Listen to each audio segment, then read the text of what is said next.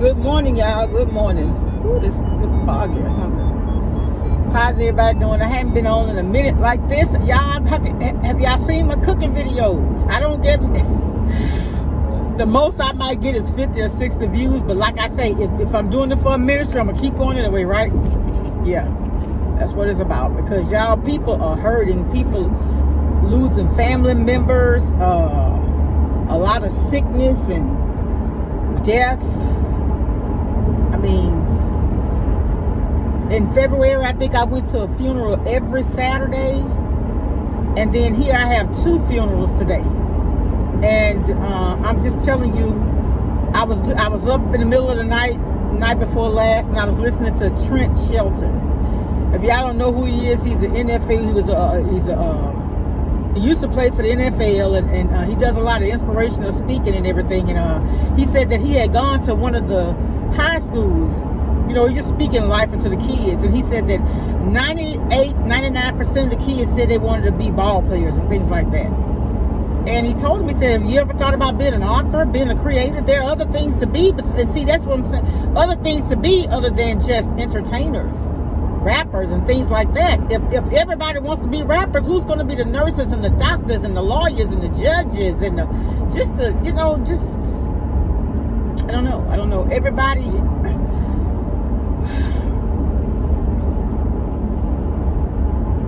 You know, when I was younger, I never aspired to be an entertainer. I always wanted to be a lawyer. And in a roundabout way, I had to interpret law and stuff on my job and make sure we're in compliance. So in a way, I'm doing what I wanted to do, just not on the level that I wanted to do it. But there is opportunity for growth from where I am. So I'm looking at it like that. I'm looking at, and then, you know, too, some of my life choices are the reason why I didn't get to do the things that I wanted to do, how I wanted to do them. You know, and then, you know, as a youngster, I wasn't praying for God's will to be done in my life either. You know, if what I wanted aligns with God's will, then that's what I want. But if it ain't in His will, you know, and I talked about this for a while, but get your kids in church, man. If you don't, like they say, going to church don't save you, but if you save, you go to church. More than wanting to give your kids the best and material things, get them a relationship with God, because I'm telling you that when my mom died, that's the only thing that kept me sane and in my right mind is my relationship with Christ. And it even brought me closer to Him, because I knew late at night when I wasn't going to, because I had this thing about me, unless it's somebody I know stay up late, I don't call anybody's house. But I don't call anyone's house after 9 o'clock. I just don't.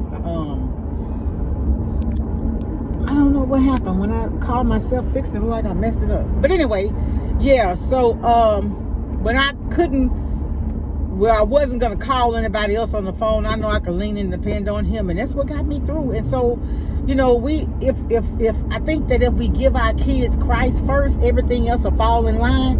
I'm not going to say, you know, people, we all have fallen astray. We all have, because we human, we made of flesh. But having that relationship with Him, you may stray, but He always rear you back in. Honestly. Yeah, I don't know what this AE lock is on my phone I got after I made that thing. I don't know. But anyway, yeah. That didn't help, did it?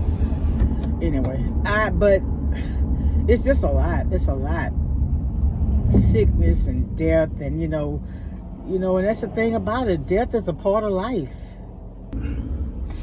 Yeah, so I don't know, y'all. I don't have the answers. All I know is if we live in love, learn to get along with one another, have empathy and compassion for one another, we can get through this thing called life, because it's not easy. You know, a lot of times things going to happen and we don't know what to do because we haven't experienced it before.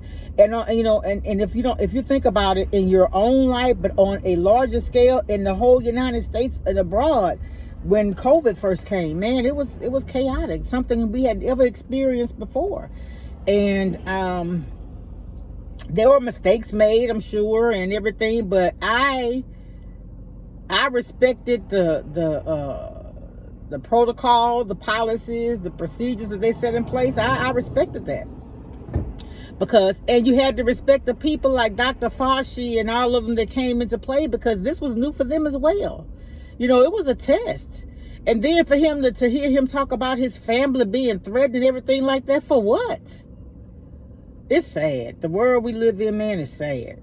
Everybody want what they want. They don't want to bend. And you're going to have to bend, because nothing, and like I tell people, if you don't want to follow somebody's rules, start your own business. And then you're going to have your rules that you're going to want people to follow. And are they going to follow your rules?